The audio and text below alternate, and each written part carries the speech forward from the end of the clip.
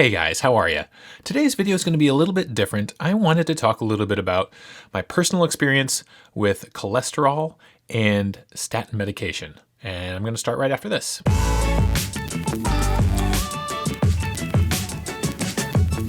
Hey guys, welcome to AD Keto. My name is Aaron. This is the channel where we talk about the ketogenic diet. I do some keto food vlogs, talk a little bit about keto science, and do some keto recipes. If this is your first time here, please consider subscribing.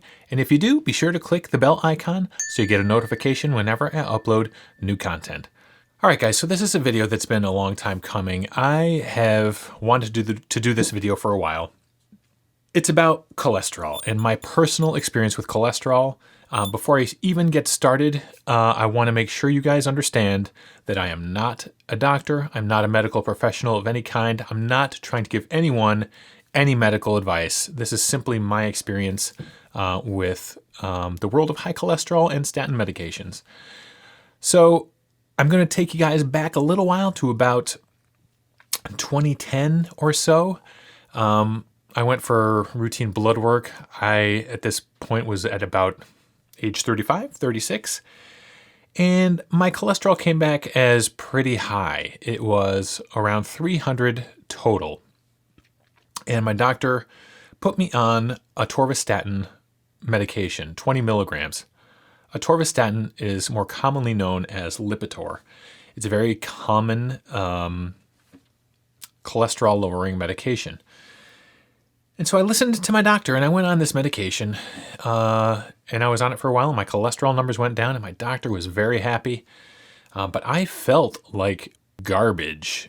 My joints hurt and I had sort of a brain fog and I didn't even put two and two together. I didn't even think for a second that it was the atorvastatin that was giving me these side effects.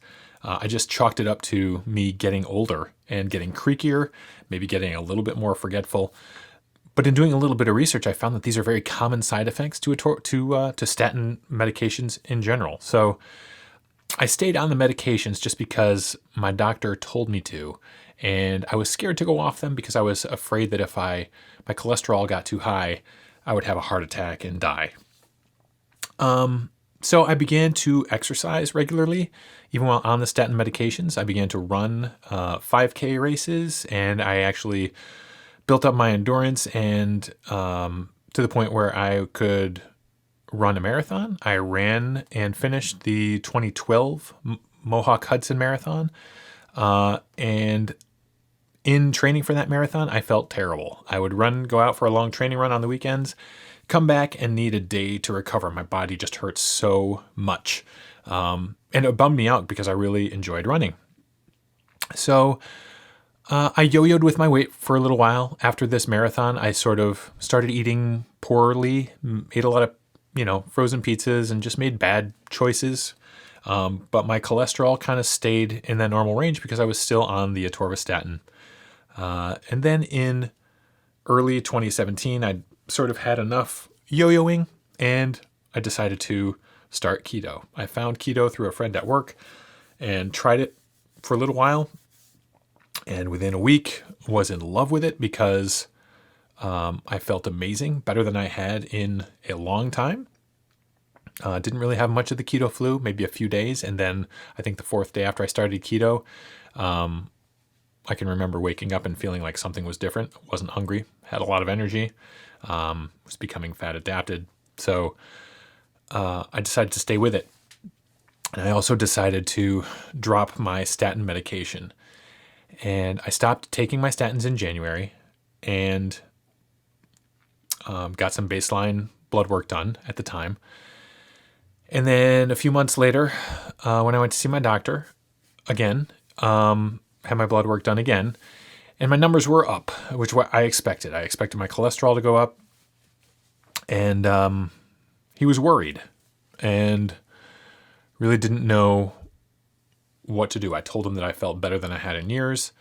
He wanted me to go back on the statin meds. I did not agree, did not go back on them. He said, let's give it a few more months and see how you're doing then. A few more months went by and I lost a grand total from January until about July. I'd lost 50 something pounds. which he was thrilled about. And at this time, when I got my lipids done, I got what's called an NMR lipid profile. And NMR stands for nuclear magnetic resonance. And what that does is, as opposed to a normal lipid panel, it measures not only your total cholesterol, but it actually breaks down your HDL, your LDL, the number of particles, the size of the particles, the consistency of the particles. It's much more information that gives you a lot clearer picture of what's going on with your lipids.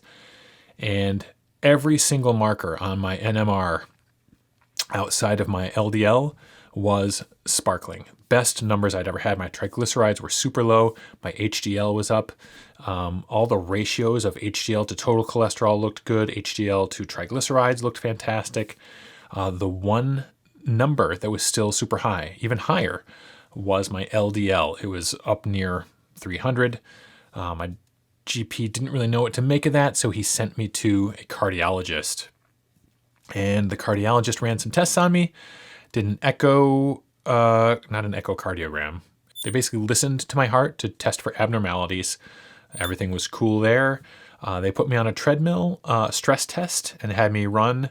I remember I had fasted all that day and told them I was fasted, and they didn't think I would last long. And I ended up going for like 25 minutes, and every 5 minutes they would increase the pace and incline of the thing.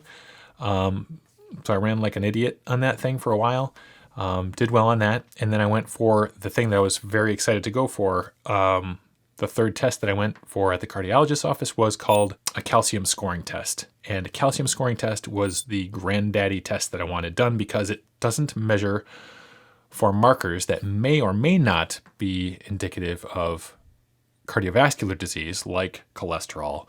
It actually measures actual heart disease in your arteries, in your heart. It measures the actual calcium. And the way that it's scored is that it starts at 0 and goes all the way up to 1,000. 0 being zero risk. There's zero calcium in your arteries and heart.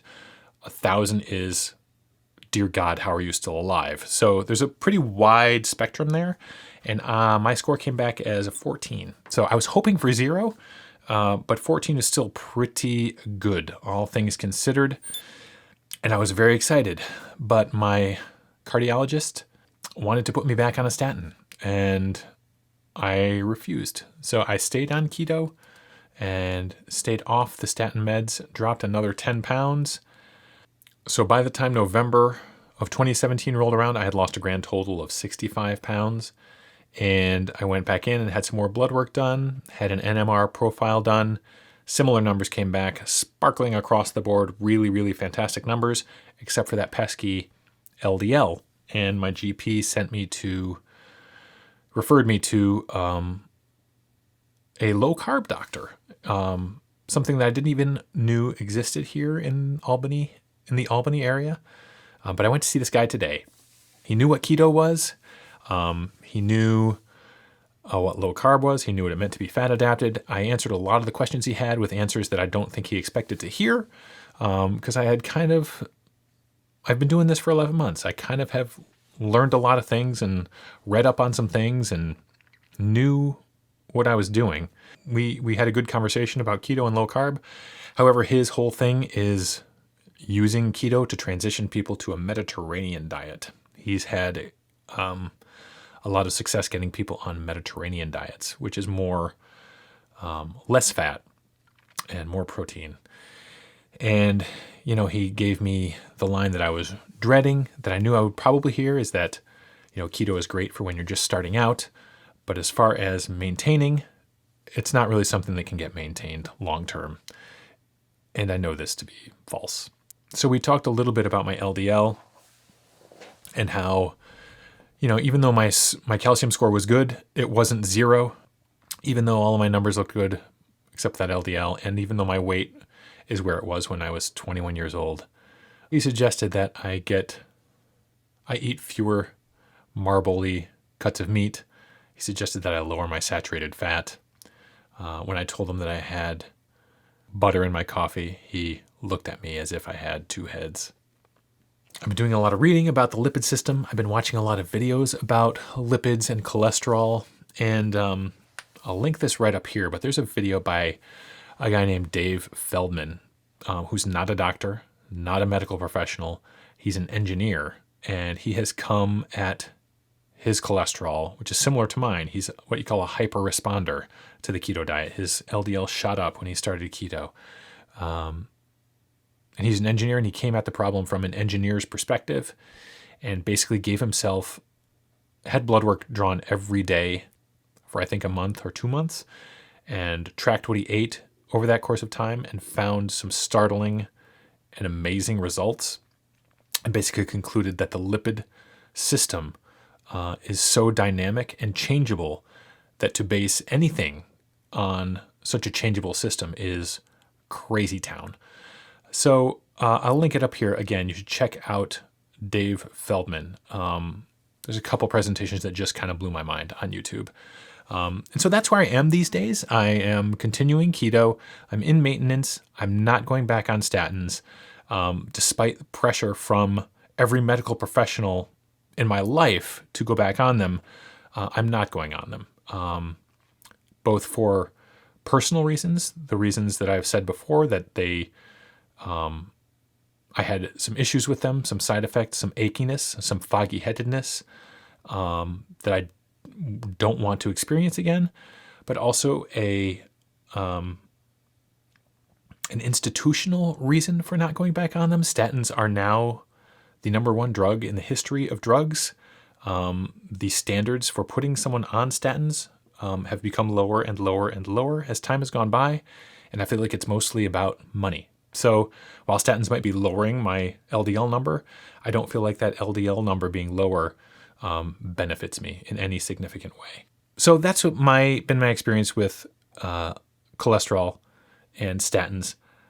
I appreciate if you've listened to me ramble for this last 15 minutes or so. I know that this is not really the kind of video that I normally do, but I really wanted to talk about it. I feel pretty strongly about it, and that's where I am. So let me know if any of you guys have had similar experiences. I know that in general, cholesterol does go up when you start keto, kind of no matter what, just based on the fact that you're using fat for energy. Fat is being mobilized throughout your body. More cholesterol is going to show up in your blood regardless. But let me know. Let me know what your experience has been with this stuff. I'd love to hear from you and love to chat about it. It's something that I really needed to talk about. And I hope it benefits somebody, or I hope somebody can identify with it. And that's going to wrap it up for this week. So I thank you for watching. Please consider subscribing if you haven't already. I hope you have a fantastic day, and I will see you next time.